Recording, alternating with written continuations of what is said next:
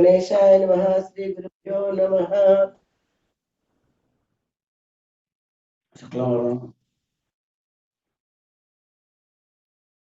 श्री कृष्ण प्रार्थना।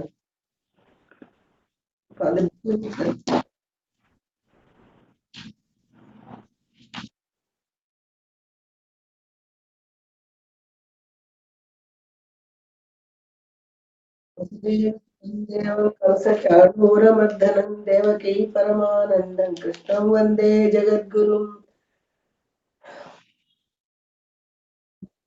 गन्धसंयुक्तं चारुहासं चतुर्भुजं बर्हिपिञ्छावचूडां कृष्णं वन्दे जगद्गुरुं। सरस्वती नमस्ते वदे कामरूपिणी विद्यारम्भं करिष्यामि सिद्धिर्भवतु मे।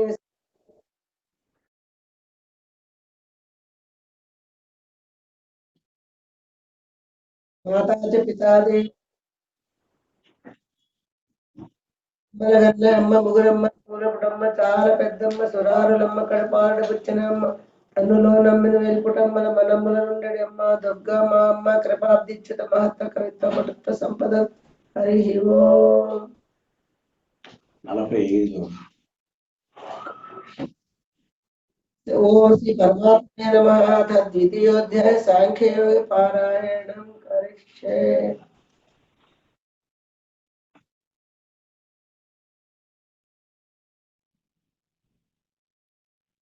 45వ శ్లోకం. त्रैगुण्य विषया वेदा निस्त्रैगुण्यो भवार्जुन निर्द्वन्द्वो नित्यसत्त्वस्थो निर्योगक्षेम आत्मवान्. त्रैगुण्य विषया वेदा निस्त्रैगुण्यो भवार्जुन निर्द्वन्द्वो नित्यसत्त्वस्थो निर्योगक्षेम आत्मवान्.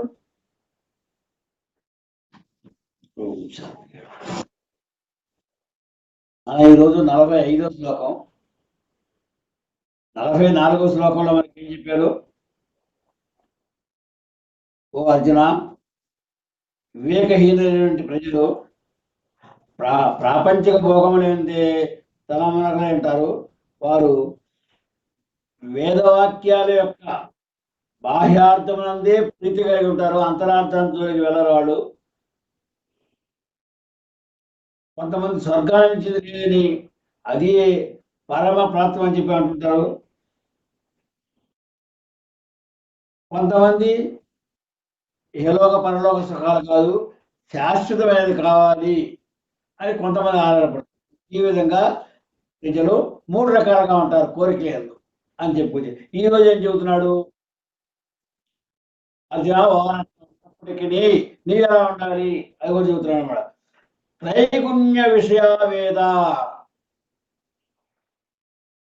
అంటే త్రైగుణ్య త్రిగుణముల యొక్క కార్యము ఉన్నటువంటి భోగములకు సంబంధించిన వేదాలు ఏం చేస్తుంటాయి మనకి? వేదాలంతకీ కూడా త్రిగుణాలకు సంబంధించినటువంటి కార్యక్రమాలని, అంటే వాటిని ఏ విధంగా మనం పొందాలి, ఈ త్రిగుణాల యొక్క వాంఛలు ఏ విధంగా తీర్చాలి అని వేదాలు చెబుతూ అక్కడి నుంచి ఆధ్యాత్మిక లోకాలు ఆకర్తాయి. అది వేదముల యొక్క ముఖ్య ఉద్దేశం. డైరెక్ట్గా చెప్పు, ముందు త్రిగుణాల గురించి చెబుతాయి, ఆ త్రిగుణాలను ఎట్లా సాధించుకోవాలి అని చెబుతాయి. కానీ దానివల్ల మన ప్రయోజనం లేదు అని చెప్పి ఆధ్యాత్మిక రంగంలోకి తీస్తాయి అన్నమాట. అది వేదం యొక్క పని. త్రైగుణ్య విషయ వేద కాబట్టి త్రిగుణ కార్యమైనటువంటి ఈ భోగములకు సంబంధించినవి వేదములు అంటే వాటిని గురించి చెబుతుంటే ముందు అలాంటి వేదాలు.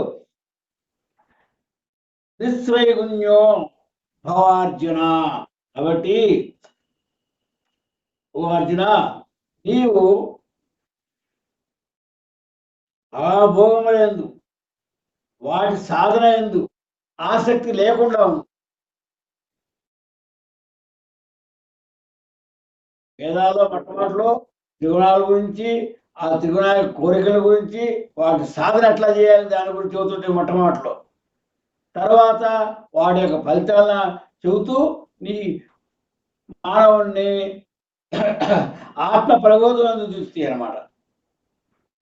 కాబట్టి నీవు ఆ త్రిగుణాలకి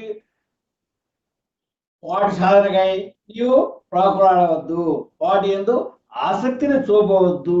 ఇంకేమంటున్నాడు? ఓ అర్జున నిర్భంజో, చూడు, ద్వంద్వములను జయించుము అంటే సుఖ దుఃఖాలు, జయాపజయములు, వీటన్నిటి కూడా వీటికి అతీతుడుగా ఉండాలి నువ్వు.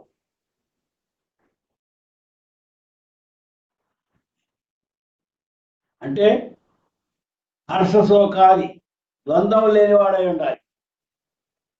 హర్షము శోకము, మనకు మంచి జరిగింది అనుకోండి హర్షంగా ఉంటాం, సంతోషంగా ఉంటాం. మంచి జరగలేదనుకోండి దుఃఖంగా ఉంటాం. కానీ ఈ రెండింటికి అతీతంగా ఉండాలి. వాటి ద్వంద్వములు అంటారు. ద్వంద్వాతీతులై నువ్వు ఉండాలి. అంటే ద్వంద్వములను జయించాలి అని. ద్వంద్వములు ఏంటి? సుఖ దుఃఖాలు, ఇంకా లాభాలాభాలు కింద చెప్పుకొచ్చారు. లాభాలాభాలు, జయాపజయములు ఏది వచ్చినా కానీ సమభావంతోనే మనం ఉండాలి అదనమాట. ఇంకా ఎలా అంటున్నాడు? నిత్య సత్తోస్తు అంటే నీవు నిత్యుడవై పరమాత్మ ఎందే స్థితులము, పరమాత్మ ఎందే స్థితులైపోవాలి నువ్వు. ఈ మనస్సు పరమాత్మ ఎందే లగ్నం చేసుకోవాలి, వీటన్నిటిని వదిలేసుకోవాలన్నమాట. ఇంకేమన్నాడు? నిర్యోగ క్షేమ అంటే యోగము క్షేమము, యోగము క్షేమము రెండుని కూడా వదిలేసుకున్నావు, వాటిని కూడా త్యజించు. నీ కావన్నీ కూడా అవి భగవంతుని కృషి. అది యోగము క్షేమం. యోగం అంటే ఏమిటి? క్షేమం అంటే ఏమిటి? మనకి లేని దానిని మనం పొందాలి అనుకోవటం, దాన్ని పొందడం అనేది మన యోగం. క్షేమము పొందిన దాన్ని క్షేమంగా ఉంచుకోవడం క్షేమం. కాబట్టి ఈ రెండు యోగక్షేమాలు అనేవి కూడా రెండు మంచి చేతులు లేనివి. యోగం భగవత్ ప్రాప్తి, కోరుకుంటావు నువ్వు, భగవద్ ఇవ్వచ్చు ఇవ్వకపోవచ్చు మన యోగ్యతను బట్టి, అది యోగం. అలా ప్రాప్తింపు చేసుకోవడం అనేది యోగం. మనకి యోగం వచ్చిన దానిని నిలబెట్టుకోవడానికే మనం కృషి చేస్తాం.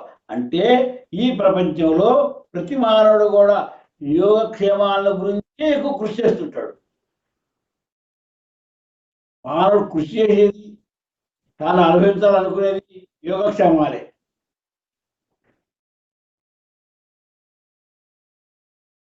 కాబట్టి వాటిని కూడా నువ్వు త్యజించు. త్యజించి ఏం చేస్తావు? ఆత్మవాన్, భగవంతుని ఎందే ఆత్మస్థితి అంటే అంతఃకరణను నీ వశంలో పెట్టుకో.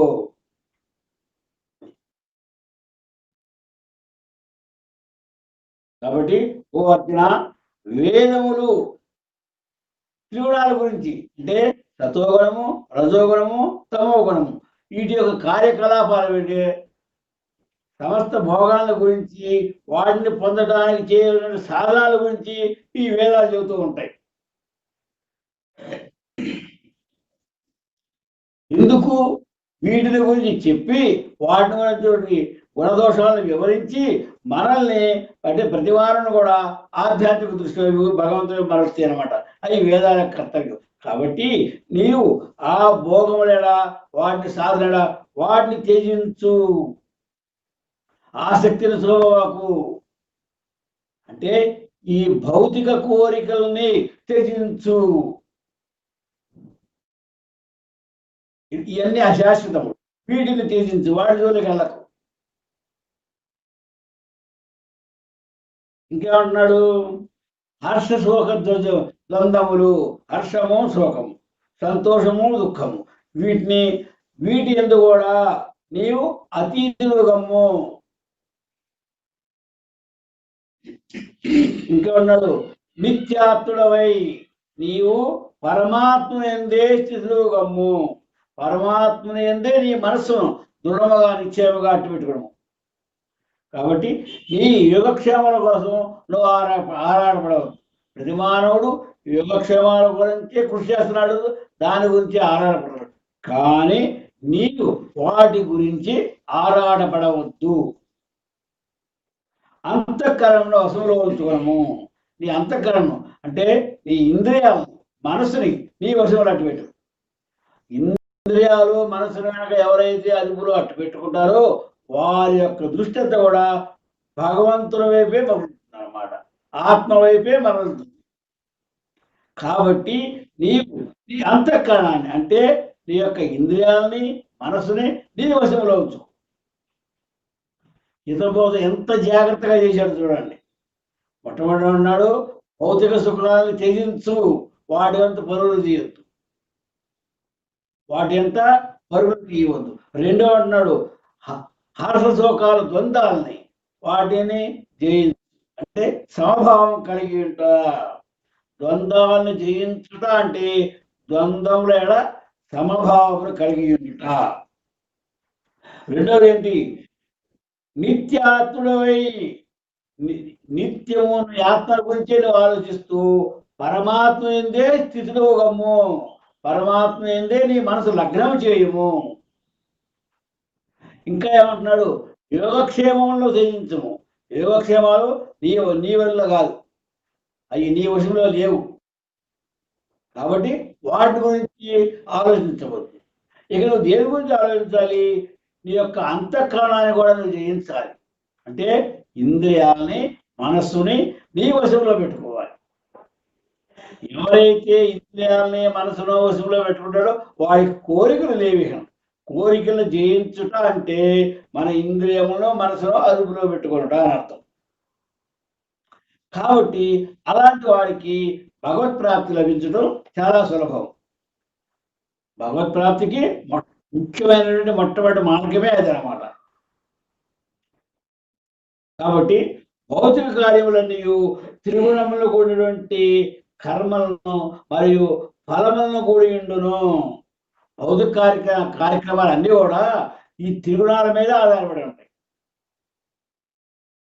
సత్వ రజ తమో గుణములు త్రిగుణములు. కాబట్టి వాస్తవములకు జనులను ఇంద్రియ భోగానుభవం నుండి ఆధ్యాత్మిక స్థాయికి క్రమముగా కొనిపోవడే వేదముల యొక్క కార్యక్రమము. వేదాలే ఎందుకు ఇలా చేస్తున్నాయి అనుకోవద్దు. ప్రజలకి వీటి గురించి, ఈ త్రిగుణాల గురించి, వాటి కార్యకలాపాల గురించి, ఆ కోరికలను తీర్చుకోవడానికి సాధనాల గురించి వివరణ చేస్తూ క్రమంగా ఆధ్యాత్మిక స్థాయికి లాకెళ్తాయి.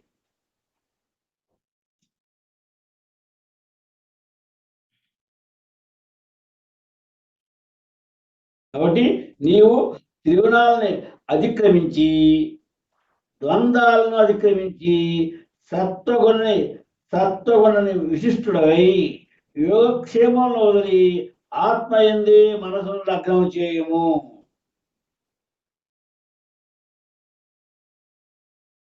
రజోగుణము తమో గుణము వదిలేస్తే ఇక మిగిలింది సతోగుణమే. ఎవరైతే సతోగుణం ఉంటుందో వాడు స్థితిపరుడు అవుతాడు.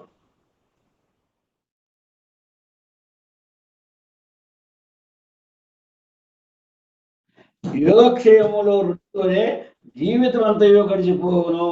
కాబట్టి మానవుడు యోగక్షేమాల గురించి ఎక్కువ ఆశిస్తుంటాడు ఎప్పుడు కూడా. ఏమిటి? తనకు లేనిదాన్ని, తాను కోరుకున్న దాన్ని పొందాలని చూస్తాడు, పొందిన దాన్ని క్షేమంగా ఉంచాలని చూస్తాడు.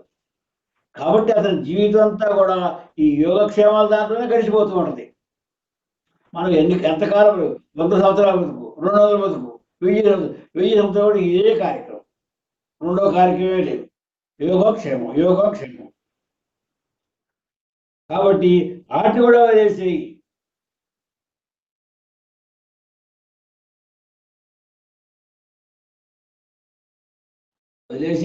దృఢబుద్ధితోటి మనసును ఏకాగ్రమర్చి ఒకే లక్ష్యంపై నిలుపుము. ఒకే లక్ష్యం ఏంటి? ప్రాప్తి అనే లక్ష్యము, ఒకే లక్ష్యమే నిలపాలను. ప్రతి మానవుడు కూడా అట్లాగే చేయాలన్నమాట. అది 30 46 వెళ్దాం. 45 ఇక సందేహాలు ఏమన్నా? 46 యావానర్ధ ఉదపానే సర్వతః సంప్లుదోదకే తావాన్ సర్వేషు వేదేషు బ్రాహ్మణస్య విజానతః యావానర్ధ ఉదపానే సర్వతః సంప్లుదోదకే తావాన్ సర్వేషు వేదేషు బ్రాహ్మణస్య విజానతః. ఇక్కడ ఈ శ్లోకంలో భగవంతుడు చక్కని పోలిక చెబుతున్నాడు. ఎట్లాగది? యావానర్థ ఉదపానే, చిన్న చిన్న జలాశయముల వల్ల ఎలాంటి ప్రయోజనం అన్నది. చిన్న చిన్న జలాశయములు, చిన్న చిన్న కుంటలు లేక బావులు, వీటి వల్ల ఎలాంటి ప్రయోజనం అది? ఎప్పుడు సర్వర్త సంప్లుతోదకి, సంప్లుతోదకి చుట్టూతా సంపూర్ణంగా పుష్కలంగా నీరు లభిస్తూ ఉన్నప్పుడు, సంపూర్ణంగా మనకి నీరు చుట్టూ లభిస్తున్నప్పుడు చిన్న చిన్న కుంటలతోటి నీటి కోసం ప్రయోజనం ఏంటి మనకి? ఎక్కడ నీరు దొరకకపోతే ఆ చిన్న కుంటలను ఆశిస్తాం, కానీ చుట్టూ కూడా మన చుట్టూ కూడా సంపూర్ణంగా వాటర్ లభిస్తుంది, నీరు లభిస్తుంది, శుద్ధ జలం లభిస్తూ ఉన్నది. అలాంటప్పుడు చిన్న కుంటలతో మనకు ఉపయోగం ఏంటి? ఆ జోలికి ఎవరిని వెళ్తారా? అట్లాగే తావాన్,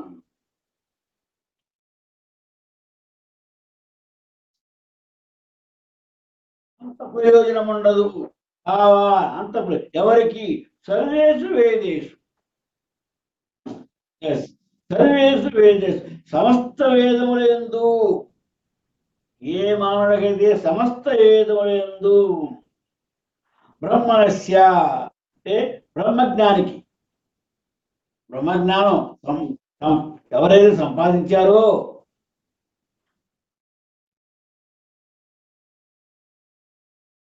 బ్రహ్మణస్య విజానాతః అంటే బ్రహ్మతత్వం ఎరిగిన వారికి వేదములతో పని అండి. బ్రహ్మతత్వం పూర్తిగా సాధించాడు, అతనికి బ్రహ్మ అంటే ఏంటి తెలిసిపోయింది, పొందగలిగాడు. ఇంకా అప్పుడు వేదాలు ఎందుకు?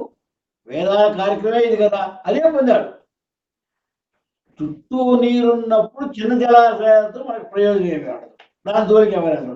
అట్లాగే బ్రహ్మజ్ఞానికి అన్ని భగవంతుని ప్రాప్తిని పొంది ఆ సంతోషంలో ఉండి ఆ ఆనందంలో ఉండి ఆ బ్రహ్మజ్ఞానికి ఈ వేదాల పని ఏమిటి? అన్ని వైపులా జలాశయంతో నిండినటువంటి మహాజలాశయం అందుబాటులో ఉన్న వానికి చిన్న చిన్న జలాశయం వలన ఎంత ప్రయోజనము?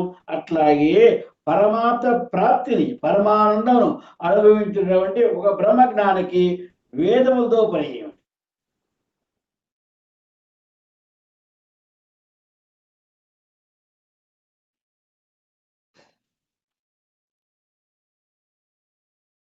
అంటే ఇక్కడ ఆయన చెప్పేది అల్పబుద్ధి గలవారు కర్మకాండలను ఆశ్రయించి ఇహలోక పరలోక సుఖాలకై ప్రయత్నిస్తూ సంసార సాగరంలో పరిభ్రమిస్తూ ఉంటారు. ఇప్పుడు ఇక్కడ రెండు పూలకి చెప్పుకొచ్చాడు, జలాశయాలకినో బ్రహ్మజ్ఞానికి. అంతటా నీరు లభించేటప్పుడు చిన్న జలాశయంతో పని లేదు. బ్రహ్మజ్ఞానం సంపాదించి ఆనందంలో తేలియాడేటువంటి బ్రహ్మజ్ఞానికి వేదాలతో పని లేదు. అట్లాగే అది ఎట్లాంటి? అల్పబుద్ధి గలవారు కర్మకాండలను ఆశ్రయించి ఇహలోక పరలోక సుఖాలకై ఎత్తుతూ సంసారం ఎందుకు పరిభ్రమించరు. ఎవరు?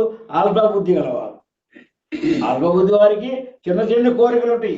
ఆ కోరికల్ని, ఆ తాపం తీర్చుకోవడానికి, ఆ కోరికలు నెరవేర్చుకోవడానికి అనేక సాధనాలు ఉపయోగిస్తుంటాడు, అనేక పూజలు పునస్కారాలు చేస్తూ ఉంటాడు.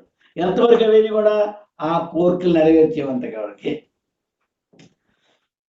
కానీ గొప్ప బుద్ధి గలవారు ఏం చేస్తారు? ఉపనిషత్తులను ఆశ్రయించి పరబ్రహ్మమును సాధించు. అట్టి వారికి వేదములతో ప్రయోజనం లేదు. ఉన్నటువంటి ఆశయాలు గలవారు, గొప్ప బుద్ధి గలవారు ఏం చేస్తారు? ఉపనిషత్తులను ఆశ్రయిస్తారు. వేదాల యొక్క సారమే ఉపనిషత్తులు. వాటిని ఆశ్రయించి వాటి ద్వారా అక్కడ పరబ్రహ్మం సాధించారు. వాళ్ళు బ్రహ్మతత్వాన్ని గ్రహించారు, బ్రహ్మను సాధించారు. వాళ్ళకి ఇంకా వేదాంతులకు వెళ్తారా? ఇప్పుడు మీరున్నారు, చదువుకున్నారు, పీజీ వరకు వెళ్ళిపోయారు, ఇంకా ఏ విషయం జోలికి వెళ్తారు మీరు? ప్రారంభం అదే కదా, దాని జోలికి వెళ్ళాం మనం. అట్లాగే వీళ్ళు కదా ఉపనిషత్తులను ఆశ్రయించారు, పరమాత్మను పొందగలిగారు, పరమాత్మ ప్రాప్తిని పొందగలిగారు, అంటే ఆ జ్ఞానాన్ని సంపాదించగలిగారు. వాళ్ళకి వేదాలతో పని లేదు కదా. అక్కడ చుట్టూ జలం ఉన్నప్పుడు చిన్న చిన్న జలాశయాలతో ఎట్లా పని లేదో, ప్రయోజనం లేదో, అట్లాగే వీళ్ళకి బ్రహ్మజ్ఞానం సాధించిన వారికి వేదాలతో పని లేదు కదా అని చెప్తున్నాడు అనమాట. కాబట్టి మనం దేనికోసం ప్రయత్నం చేయాలి? ఇక్కడ ప్రతి మానవుడు కూడా బ్రహ్మ ప్రాప్తి కోసం ప్రయత్నం చేయాలి, అదే అని చెప్పి. కాబట్టి కానీ నేటి కాలంలో ఏం చేస్తారు? ఈ వేద ధర్మాలను కానీ కర్మలను కానీ పాటించడం, మరి వేదాంతాలని ఉపనిషత్తుల్ని ఆశ్రయించడం సామాన్య జనానికి అందుబాటులో లేని విషయం. ఎందువలన? వీడికి జీవిత పోరాటమే జరుగుతుంది. అందువలన గురువుల చేత ఉపదేశమైనటువంటి భగవన్నామము, సంకీర్తనము ఆ వేదముల ప్రయోజనం సిద్ధింపజేయటకు ఉత్తమమైన మార్గములు. అందువలన ఈనాడు ప్రజానీకం ఆ వేదాలని ఉపనిషత్తుల్ని పఠించలేక ఆ సారాన్ని గ్రహించడానికి తగినటువంటి అనుకూల పరిస్థితులు, సమయం చిక్కగా వీరేం చేస్తారు? గురువుల చేత ఉపదేశం పొంది భగవన్నామ సంకీర్తన చేయటం, ఆ వేద ప్రయోజనాలు సిద్ధింపజేయడానికి ప్రయత్నం చేస్తాం. అందుకనే ఇన్ని సత్సంగాలు ఏర్పడుతున్నాయి, ఇంతమంది యొక్క ప్రవచనాలు వినగలుగుతున్నాం మనం. ఇవన్నీ ఎందుకు చేస్తున్నాం? మనం టీవీల ద్వారా కానీ రేడియో ద్వారా కానీ మనం ఎందుకు ఇవన్నీ కూడా ప్రవచనాలు వినాలని ఇవన్నీ ఎందుకు చేస్తున్నాం? ఎందుకంటే ఆ వేదాలని, ఆ ఉపనిషత్తుల్ని మనం ఈరోజు పొందలేము, చదవలేము, ఆగ్రహం చేసుకుంటలేము. అందువలన వీటి ద్వారా ఆ ప్రయోజనాన్ని పొందాలని మనం ప్రయత్నం చేస్తున్నాం మానవుడు.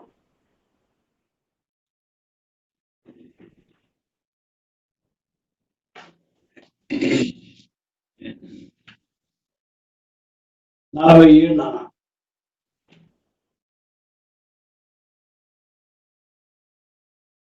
కర్మణ్యేవాధికారస్తే మా ఫలేషు కదాచన మా కర్మ ఫలహేతుర్భూః మా తే సంగోస్త్వ కర్మణి. కర్మణ్యేవాధికారస్తే మా ఫలేషు కదాచన మా కర్మ ఫలహేతుర్భూః మా తే సంగోస్త్వ కర్మణి. ఇక్కడ ఇంకొక ముఖ్య విషయాన్ని బోధిస్తున్నాడు. చాలా ఇంపార్టెంట్ అయింది, ప్రాముఖ్యత కలిగింది. ఏమిటది? కర్మణ్యేవాధికారస్తే, కర్మలు ఆచరించడే నీకు అధికారం గలదు.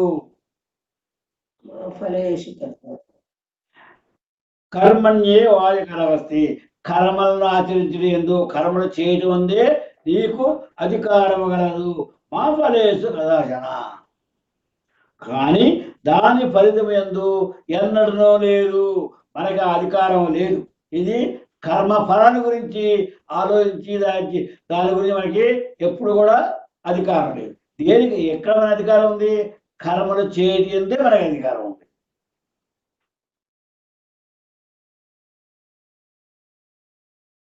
మా కర్మ ఫలహేతుర్భు, నీవు కర్మ ఫలమునకు హేతువు కానుంది, హేతువు కావలదు. కర్మ ఫలమునకు నీవు హేతువు కావలదు అన్నాడు. అంటే కర్మ ఫలానికి నీవు కారణం కాదు, అంటే ఫలాన్ని ఆశించి ఏ కర్మ చేయవద్దు.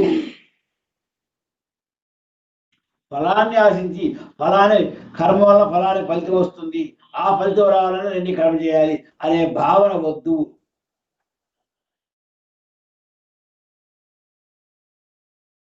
నీవు కర్మ ఫలమునకు హేతువు కావలదు. ఇంకా ఏం చెప్తున్నాడు? మాతే సంగో అస్తు కర్మని, అంటే నీకు ఆసక్తి ఉండరాదు. దేనివలన? సంగో, ఎస్.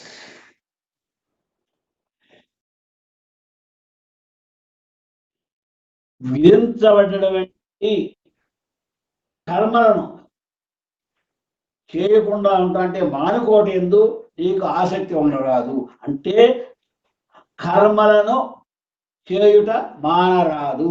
ఆయన చెప్పుకొచ్చింది ఏమిటి? కర్మలు చేయటం వరకే నీకు అధికారం ఉంది, దాని ఫలితం మీద నీకు అధికారం లేదు. అట్లని నీవు కర్మలు చేయడం మానరాదు. నీ వ్యక్తిగత ధర్మాన్ని, నీ ధర్మాన్ని నువ్వు పాటించాలి. కర్తవ్య కర్మలు ఆచరించేదే నీకు అధికారం కలదు, ఎన్నటికీ దాని ఫలితమునందు లేదు, మనకు అధికారం లేదు కూడా. ఇంకా కర్మ ఫలమునకు నీవు హేతువు కారాదు. ఆ ఫలానికి కారణం మనం కాదు. మనం కర్మలను ఆచరించే విధానాన్ని బట్టి ఫలితం భగవంతుడు ఇస్తాడు. కాబట్టి కర్మలను మానేందు నీవు ఆసక్తులు కావద్దు. అట్లని నువ్వు కర్మలను మానవద్దు. అనగా ఫలాపేక్ష లేకుండా ఫలాపేక్ష రహితుడవై నీ యొక్క కర్తవ్య బుద్ధితోటి కర్మలను ఆచరించు.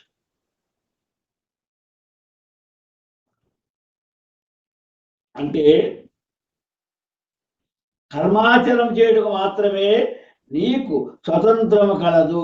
ఫలముల యందు నీకు ఏదీనో జోక్యమే లేదు.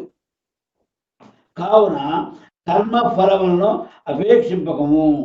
దాని గురించి ఆశపడవద్దు. కర్మ ఫలితాన్ని గురించి. కర్మ ఫలితములు ఈశ్వర దత్తములు. అది భగవంతుని దయ. నీ కర్మ అంటే ప్రకృతి నియమములను అనుసరించి ప్రతి కర్మను ఎప్పుడు ఎంత ఫలితము ఏ విధంగా ముట్ట చెప్పాలనో ఆ విధంగా దానికి ఎప్పుడు అనుకూల పరిస్థితి అప్పుడు ముట్ట చెబుతారు. చూడండి, ఒక పని చేయంగానే ఫలితం వెంబడి రావాలని లేదు. సంవత్సరం పాటు కష్టపడి చదివి పరీక్షలు రాసి రిజల్ట్ కోసం వెయిట్ చేస్తుంటాం మనం.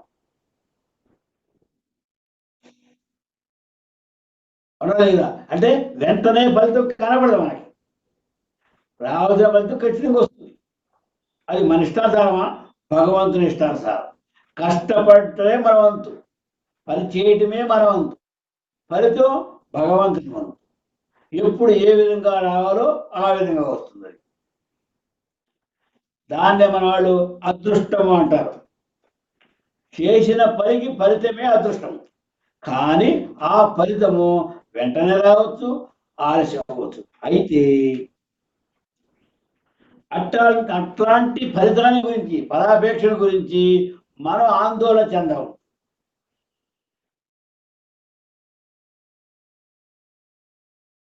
అంటే మన బాధ్యత పని చేయడం వరకే.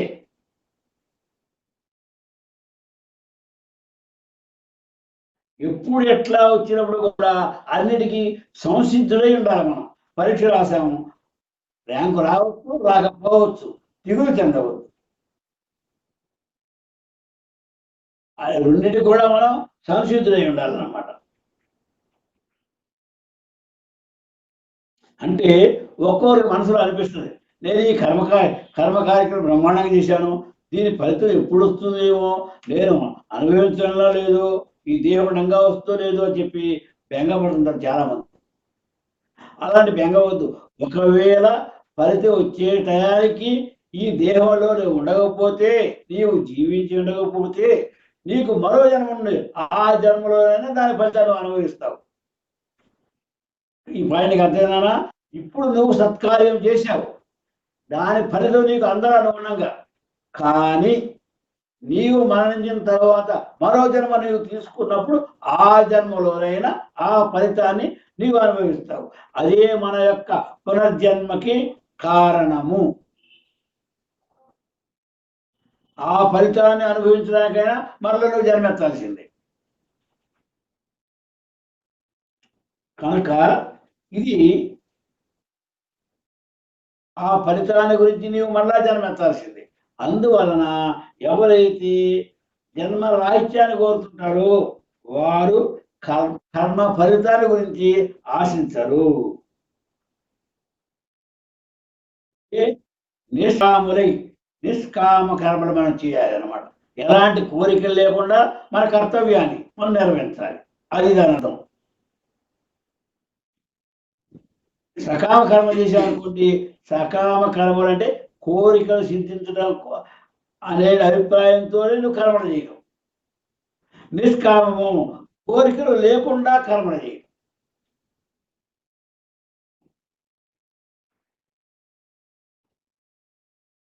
ధర్మాల్లో కూడా విద్యుత్ ధర్మాలని, దుష్కర్మలని, అకర్మలని 3 రకాల కర్మలు కూడా. కర్మలు 3 రకాలు. ఒకటి విద్యుత్ ధర్మము, నువ్వు చేయవలసిన పనులు యథావిధిగా వేదంలో చెప్పిన దాని ప్రకారం చేయవలసిన పనులు అనమాట. రెండవది నీవు అనుకోకుండా ఎలాంటి ప్రామాణిక ఆధారం లేకుండా నువ్వు చేసేవి. ఇక మూడోది ఏంటి? అకర్మ. అసలు కర్మ చేయకుండా ఉంటాం. అసలు కర్మలు చేయకుండా ఏ మానవుడు ఉండలేడు. చేసే ప్రతి పని కూడా కర్మే అంటాం మనం. గాలి పీల్చడం, గాలి వదలడం కర్మే, ఒక పని ఇది. అంటే ఏ కర్మ లేకుండా మానవుడు జీవించలేడు.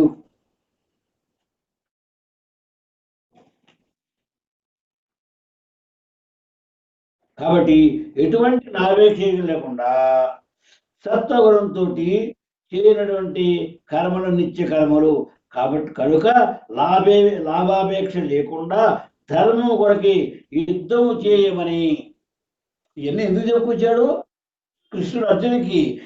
అర్జున, ఎలాంటి లాభాపేక్ష లేకుండా నీవు నీ కర్తవ్యాన్ని నిర్ణయించు, నీ స్వధర్మాన్ని నిర్ణయించు.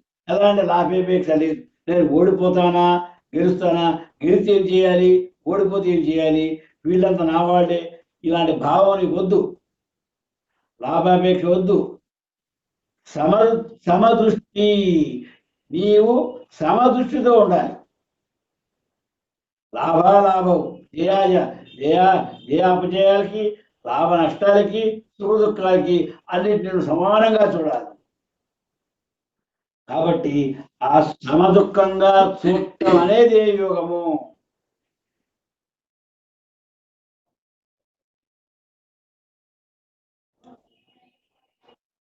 కాబట్టి ప్రతి మానవుడు కూడా, ఇది ఒక అర్జునుడు కాదు, మనందరూ కూడా చెబుతున్నాడు ఇక్కడ కృష్ణ భగవానుడు.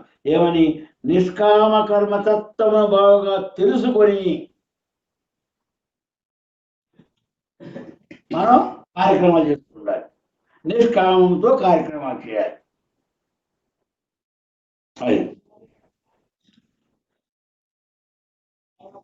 47 అర్థమైందమ్మా. 48లోకి వెళ్దాం.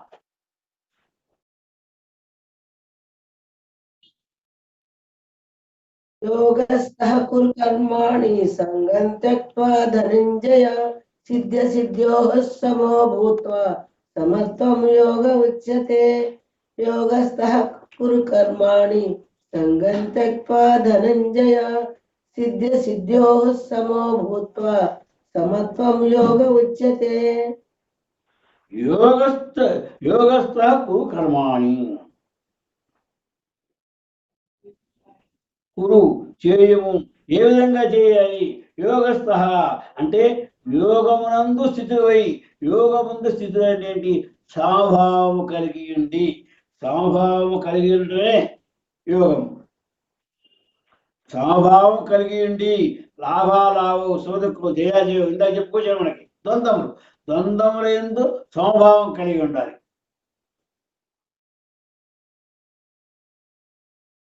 అలా సమభావం కలిగి ఉండి చేయము. ఏమిటి? కర్మలను. కర్మలను అంటే నీ యొక్క ధర్మాలని నీవు చేయి. ఎట్లా చేయి? సమభావం కలిగి ఉండి నువ్వు చేయి.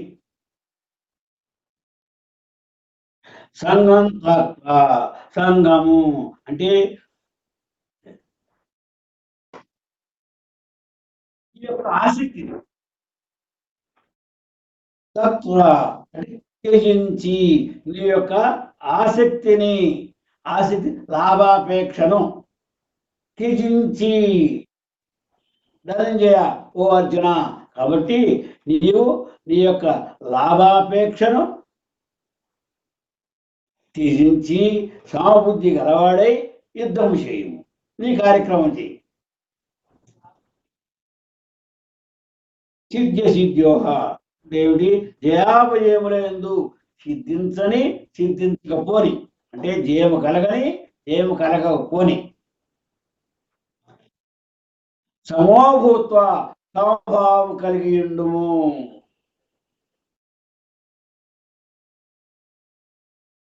సమత్వం యోగ ఉచ్యతే. సమత్వ బుద్ధి కలిగి ఉండటమే యోగము. మనం గ్రహించాల్సింది ఏమిటి? అన్నిటి యందు సమభావం కలిగి ఉండటమే యోగము. యోగం అంటే వేరే ఏం లేదు. అది సమభావం కలిగి ఉంట.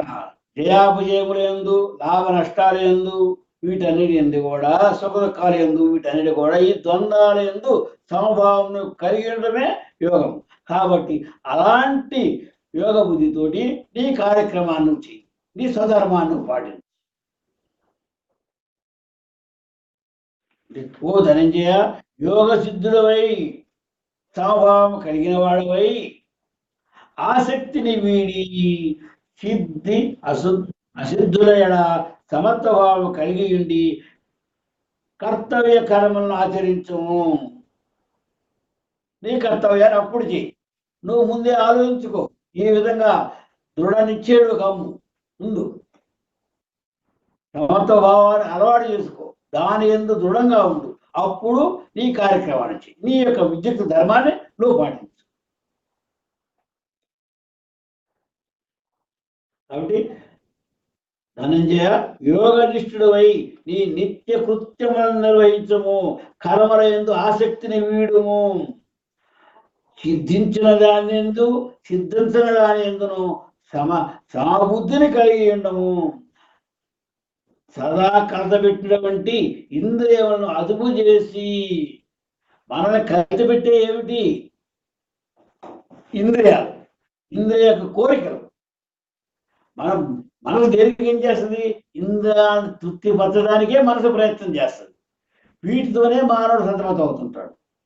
కోరికలు నెరవేరి అనుకోండి, ఇంద్రియ తృప్తి ఏర్పడింది అనుకోండి, సంతోషం. తృప్తి కలగలేదనుకోండి, ఆ కోరిక నెరవేరలేదనుకోండి, మనకేమవుతుంది? బాధతో కోపం వైరంగా మారుతుంది. ఇవన్నీ ఎందుకు ఏర్పడినాయి? నీ ఇంద్రియాలను అదుపు చేయలేకపోబట్టి ఏర్పడి. ఇంద్రియాల యొక్క కోరికలు తీర్చాలనే మనసు. ఈ మనసుని, ఈ ఇంద్రియాలని మనం అదుపు చేసినాం అనుకో, మనకు కోరికలు లేవు. కోరికలు లేకపోతే మనకు బాధలు లేవు. కోరికలు లేకపోతే బాధలు లేవు. కాబట్టి కలత పెట్టినటువంటి ఇంద్రియాలని అదుపు చేసి భగవాను యందు మనస్సును లగ్నము చేయడే యోగము. యోగం అంటే ఎక్కడ లేదు, కోరుకునే వస్తువు కాదేది.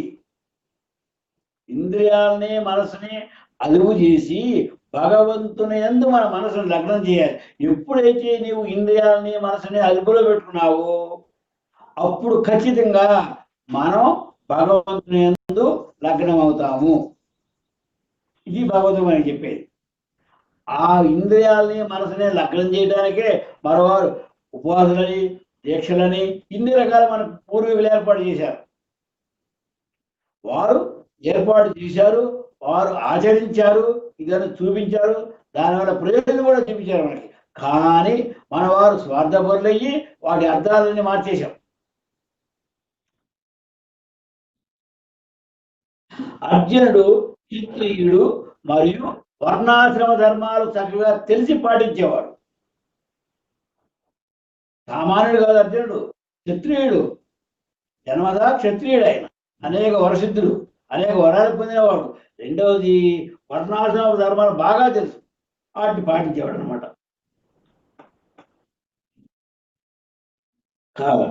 కాబట్టి ఈ విషయాన్ని ఎందుకు చెబుతున్నాడు? అర్జునుడికి తెలియదని చెబుతున్నాడా? కాదు, అర్జునుడి నెపంతో మనకే చెబుతున్నాడు భగవంతుడు. ఈ విధంగా మీరు ప్రవర్తించాలి అని చెప్పేసి. కాబట్టి ఈ జగమందు, ఈ ప్రపంచం ముందు ప్రతి ఒక్కరు కూడా స్వీయ తృప్తిని కోరుకుంటా ఉంటారు. మానవుడు ఎందుకు జీవిస్తున్నాడు? స్వీయ తృప్తి, తన తృప్తి పడాలి అంటే తన యొక్క ఇంద్రియాలు తృప్తి పడతాయి. మన పాకులాడు అందుకే కదా. మంచి ఫలం చూసాము, తినాలని కోరిక కలుగుతుంది. ఎక్కడది? మన యొక్క ఇంద్రియం దేహోచాపల్యం. మంచి వస్తువును చూసాము, అది పొందాలనుకుంటాం. మంచి పాట విన్నాము, మరలా వినాలనుకుంటాం. ఇట్లా ఇవన్నీ ఏమిటి? మన యొక్క చాపల్యాలు.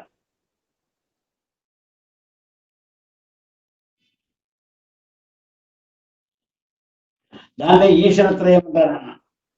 ఈశ్వరం అంటే కోరిక. ఇది 3 రకాలుగా ఉంటుంది. ఒకటి ధనేషణ, పుత్రేషణ, ధరణేషణ. భార్య ఎందు కోరిక ఉంటుంది, పుత్రుడు ఎందు ఉంటుంది, డబ్బు ఎందు ఉంటుంది. ఈ మూడిటి కోసమే మన తాపత్రయపడుతుంటారు ప్రతి మానవుడు కూడా. ఈ తాపత్రయం ఎవరైతే తగ్గించుకుంటారో, ఈ తాపత్రయం ఎవరైతే అదుపులో పెట్టుకుంటారో వారు యోగములకు అర్హులు.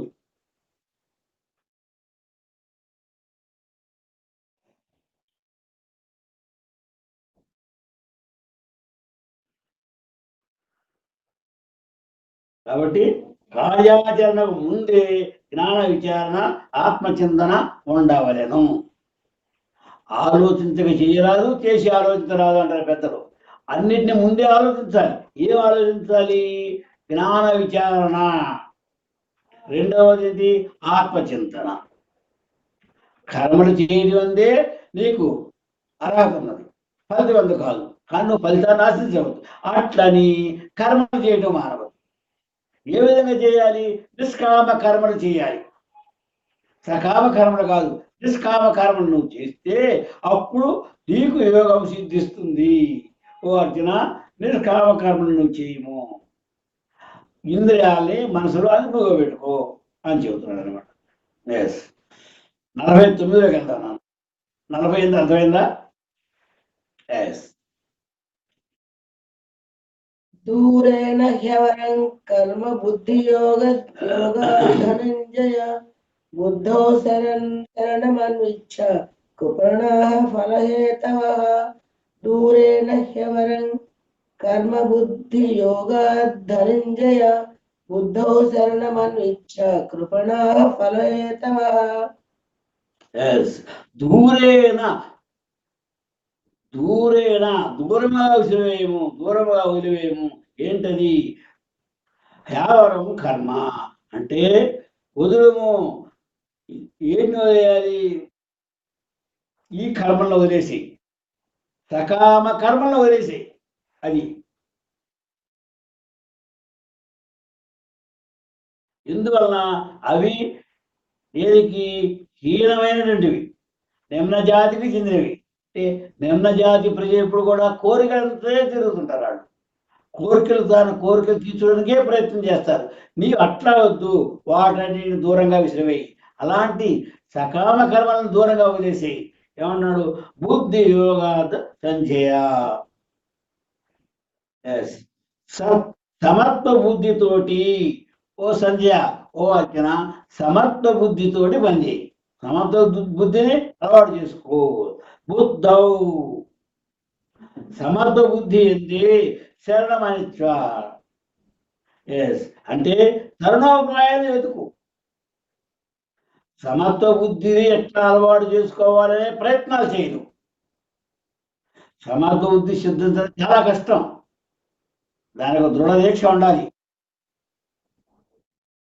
సుఖదుఖాలు జయించడం అనేది సామాన్య విషయం కాదు. అది జయాపజయ సమబుద్ధితో చుట్టూ సామాన్య విషయం కాదు. కానీ నీవు దానికి ఆరాటపడు, నీవు ఆ ప్రయత్నం, దానికి తరుణోపాయాన్ని ఆలోచించు.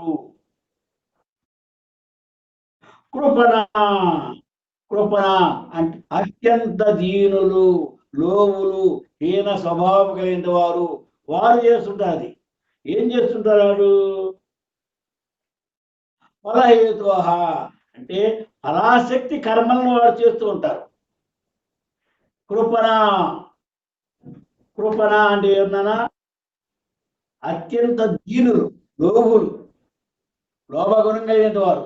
వీరంతా కూడా ఏం చేస్తుంటారు? ఫలహేతు అంటే ఫలాశక్తితోటి కర్మలను ఆచరిస్తారు. నీవు ఎలా ఉండాలి? అలా ఉండొద్దు. నువ్వు మొట్టమొదటి చెప్పుచాడు, దూరేనా హ్యావరం కర్మ. నీవు అలాంటి సకామ కర్మను దూరంగా విసిరేయి. అంటే వాడి జోలికి వెళ్ళవద్దు, సకామ కర్మను చేయవద్దు. నువ్వు ఏం చేయాలి? బుద్ధి యోగాత అంటే సమర్థ బుద్ధి ఎందు నీవు బుద్ధవు, దాని ఎందు నిమగ్నమై శరణమమిచ్చ, దాన్ని శరణ పొందడానికి అంటే దానిని తరుణోపాయం ఏమిటి, ఎలా పొందాలి, సమర్థ బుద్ధిని ఎలా అలవాటు చేసుకోవాలి, దాని గురించి నువ్వు తప్పించాలి. ఆ విధంగా నువ్వు ప్రయత్నం చేయాలి. అంతేగాని కృపణ లోబిలాగా అత్యంత దీనులు లోబులు చేసేటట్లుగా ఫలహేతు వారు ఏం చేస్తుంటారు? ఫలాన్ని అనుసరించి ఫలాన్ని ఆశించి కర్మలు చేస్తుంటారు. కాబట్టి నువ్వు అలా చేయవద్దు. నిష్కామ కర్మ అందు సమర్థ బుద్ధి ఎందు నీ ప్రయత్నం నువ్వు చెయ్యి అంటున్నాడు అనమాట. కాబట్టి సమర్థ బుద్ధి యోగము కంటేను సకామ కర్మ మిక్కిలి నీచమైనది, హేయమైనది, ఇది నిమ్నశానికి చెందినది. కాబట్టి ఓ ధనంజయ, నీవు సమర్థ బుద్ధి యోగమునే ఆశ్రయించము. ఫలాశక్తితో కర్మలు చేయవారు అత్యంత దీనులు, కృపణులు అంటే లోబులు. కాబట్టి నీవు ఆ లోపొస్తుందని పొందవద్దు. 50 నుంచి నేను చెప్పుకున్నానా? ఇంతవరకు నీకు అర్థమైనట్లేనా?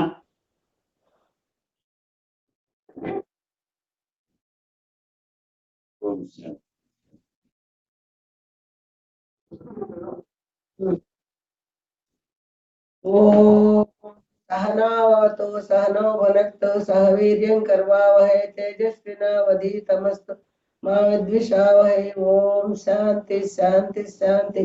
सर्वे जना सुखिनो भवन्तु, सर्व सन्मंगलानि भवन्तु।